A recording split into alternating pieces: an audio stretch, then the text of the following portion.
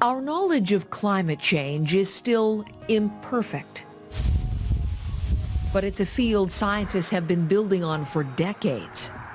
CBC's science correspondent has been following closely since the 1970s. Hi, I'm Bob McDonald. There's a new element involved, one that we introduced, global warming. Is there a consensus out there that climate change is real? And bringing us the stories. So the Earth is getting warmer. Now he's here to answer the questions you asked. Bob, thank you. My pleasure. We always appreciate the opportunity to put our questions to you directly. So I was surprised, and I have to say impressed, that you've been looking at the science of climate change for as long as you have. Just about 40 years, Heather. And what's interesting about this is that when I first started back in the 70s, there was a debate in the scientific community about which way the climate was going to go. Because one side was saying, you know, we're overdue for an ice age. We should be going into another ice age. Because you follow the pattern of up and down, the period of warm is about 10,000 years, and it's been 12,000 years since the last ice age. So they're saying it's going to get cold. But then there was another group saying, yeah, but there's this stuff called greenhouse gases that we're putting into the atmosphere and a phenomenon called global warming. So it's going to go the other way. So at the beginning, both sides had both sort of sides equal... were almost equal. And it's been really interesting to see how it's turned out since then. All the predictions of those who said it's going to get warmer have been coming true. Okay, well, hold on to that thought for just a second, because I want to ask, even from the earliest days, though, when you were beginning to investigate this science, did you have a sense that climate change or something related to warming or the climate was going to be the pressing issue of our day? Well, I knew that it was going to be a big issue, because that was a time, you know, in the 70s when Earth Day was around and the Environmental and Protection Agency. Rachel Carson had put out Silent Spring. We got the pictures from the moon of the whole Earth, the big blue marble. So we were really looking inwards on the Earth as a whole and realizing, hey, things are changing and we're causing them. And we got to start looking at this, not just climate change, but pollution, food, oceans, extinctions, all kinds of stuff.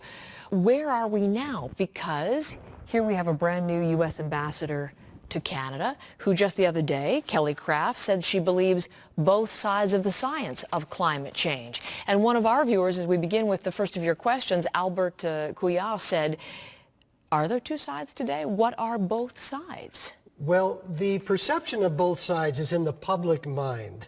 And that's where there appears to be a debate about whether or not it's really happening. In the scientific community, there is no debate. It's clear. Clear. On the public side, there's been a very well-organized and well-funded campaign that we now know was funded by an oil company to put doubt in the public mind by saying, well, you know, maybe not, maybe not. On the scientific side, the United Nations went to the scientific community in 1988, and they asked the same question. Is climate change real? Are humans affecting it? And they gathered together the Intergovernmental Panel on Climate Change, the IPCC. They gathered 1,300 scientists from 50 countries, representing every climate part of the Earth, the entire Earth. And they asked them not to do original research. They said, why don't you gather all the research you can find that's already been published, that's already been through the scientific rigor. Gather it all together and tell us what you see. So they did that. Then they gathered this stuff together, they put that out for scientific review, and then they put out a report. And the majority, the overwhelming majority of all of them said, yes, it's true, it's going up, and humans are responsible for some of it. Now, where the debate within science is, what happens now? So you got the optimists that are saying, well, you know, if we do something, it'll only go up this much. And the pessimists saying, we don't do something, boy, it's going to get really bad. But generally, the trend is still up. Why is what is happening now different from what has happened past? And that's an excellent question, because the Earth has gone through dramatic changes in the past. When the dinosaurs were here, the Earth was warmer than it is now. And we've had 5 ice ages. So the Earth has gotten cold and warm and cold and warm, and now we're in a warm period. So yes, the Earth's been getting warm for the last 12,000 years. What's the difference? The difference is that in addition to all those cycles that the Earth naturally goes through, long ones that take thousands of years, short ones that only take decades or even just years, the human aspect, what the scientists are seeing, is on top of that. That stuff is the background. That's always been there. What we're seeing is on top of that, there's this acceleration. And it's the rate of change that the scientists are concerned about. We are doing within decades what used to take thousands of years to do. So the changes in the past were very, very slow. So now we're pushing it. We have our foot on the accelerator, and we're causing changes that are happening very, very quickly. And this is a problem because nature doesn't have time to adapt to that.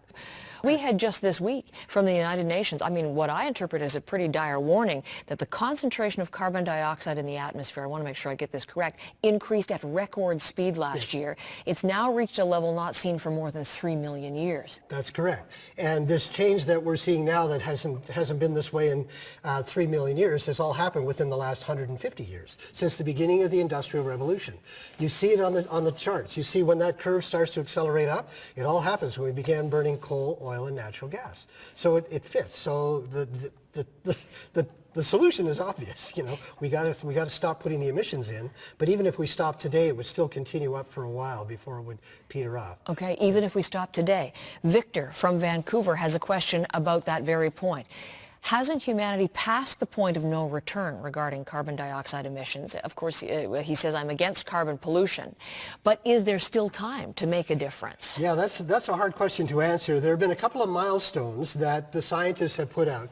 One of them is 400 parts per million of carbon in the atmosphere. We're already past that. We passed that last year. We may never go below that. And the other one is the 2-degree rise. And they're saying if we don't go beyond 400 and if we don't go beyond 2 degrees, the warming would level out, and over a long period of time it would level out, and then maybe it would start to come back down again.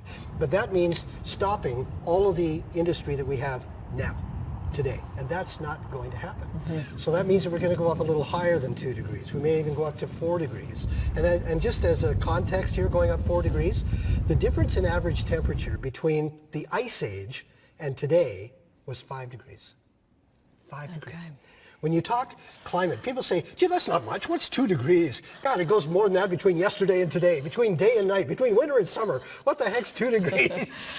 And that's the difference between weather and climate. Weather is what happens every day. Climate is an average. It's Okay, wait, Earth. that's Tom. Okay. Tom Wilson wanted to know. Okay. Tom is reading our mind because Tom wants to know the difference between climate and weather and how one affects the other. Right. So he's speaking exactly to this. What's measly 2 degrees? I love the way these all flow into each other. So weather is what happens every day. It's what you see when you look out the window.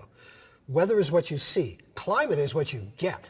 Climate is what's going to happen because climate is an average of the whole Earth over a long period of time. So you say, okay, what's the average temperature? It's like average sea rise as well. They talk about the sea level going up inches. So, gee, the tide's more than that. So it's an average over a long period of time. And to move the average temperature of the Earth up takes a lot of weather. It takes a lot of storms and circulating the air around and shifting climate zones and shifting the water, even shifting the continents. And so that's why a little bit of change in the climate means a lot of change in the weather. A number of viewers, Bob, are wondering about methane, specifically the warming Arctic and the fact that that is accelerating global warming because of methane being released in the Arctic. So explain where that gas comes from and the effect that it has. This is a ticking time bomb that really worries me a lot. Methane is another greenhouse gas, and it has the same effect on the atmosphere that carbon dioxide does, but it's 20 times more potent. So because it absorbs more of the sun's energy, yeah, correct? That's right. Okay, so it makes it a more... Yeah, okay. that's right. So it's a really, really potent gas. And there is more methane in the Arctic ice right now in permafrost. This is underground, not glaciers, it's underground. There's more methane there than there is currently carbon in the atmosphere today that's stored. Now, the reason you get methane out of the Arctic is because mixed in with the ice are all the dead animals from the last time it was warm up there. The mastodons, the woolly mammoths, the short-faced bear, the giant sloths, camels, and they're grass, all there. They're all in there. Right? That's organic matter that's been frozen. So when the ice melts, that stuff rots. That's where you get the methane. It's from rotting organic matter. So that will add to what we're already talking about with all the human carbon emissions.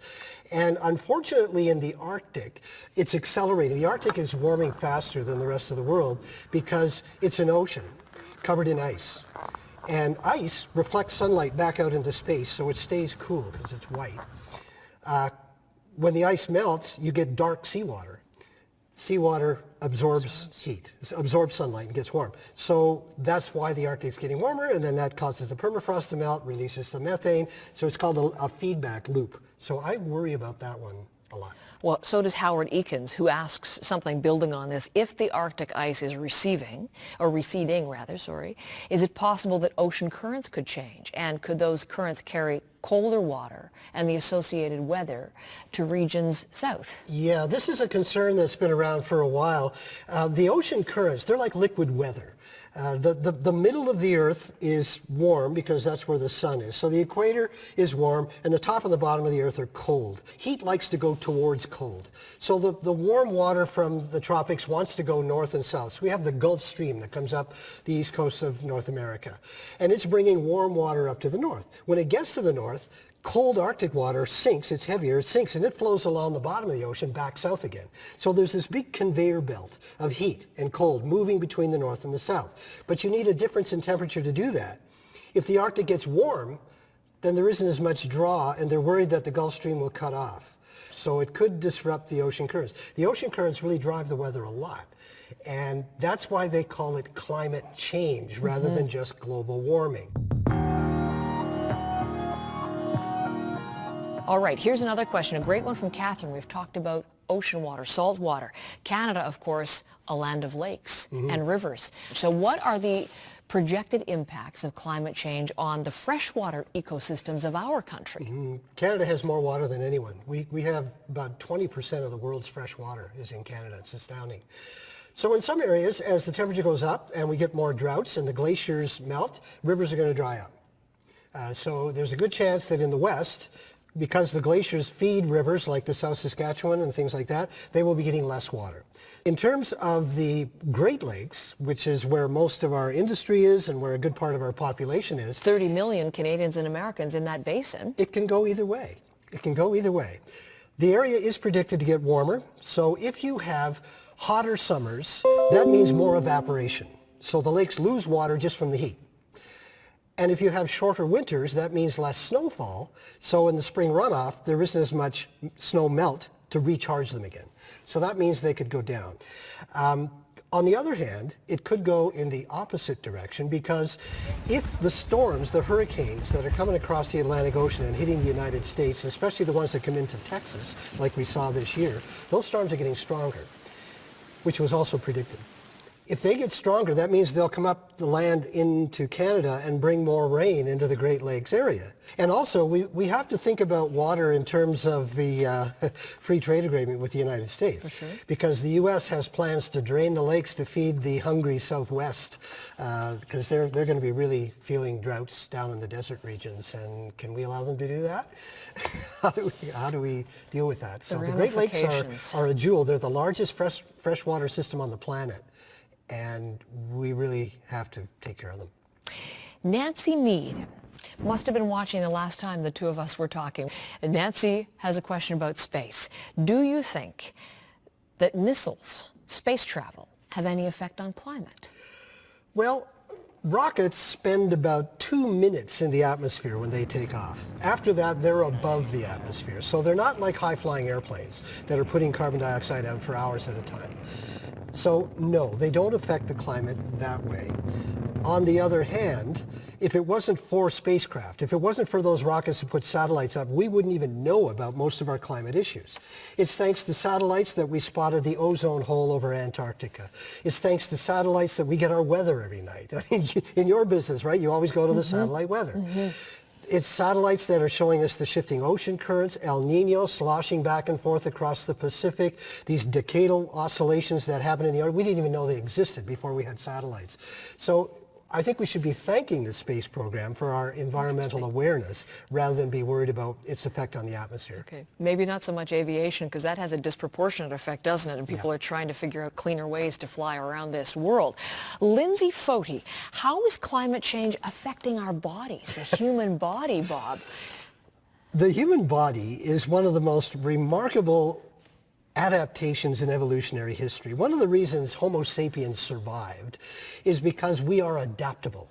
We can adapt to climate change. And actually it was partly climate change that made Neanderthals go extinct 100,000 years ago. They couldn't deal with it, we did.